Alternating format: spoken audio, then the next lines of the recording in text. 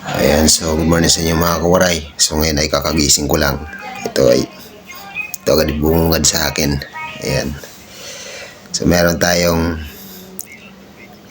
isang comment sa aking YouTube channel. Ayan. So ito yung papakita ko sa screen.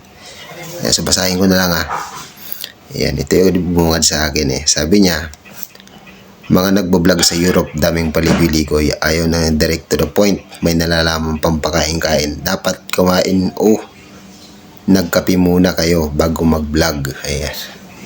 So ito agad yung unang nabasa ko. So ayan, sobrang na-appreciate ko tong itong comment na to, kasi at least alam ko sarili ko kung ano yung dapat yung improve as a vlogger.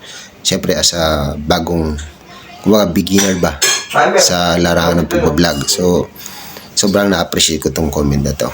Ika nga, hanggat walang taong nagko-correct sa'yo, hindi mo maitatama kung ano yung mga dapat mong tama na mga mali mo, di ba? So kahit paano, at least meron tayong, kumbaga meron tao na nakaka-appreciate sa mga video sa ginagawa natin. Ika nga.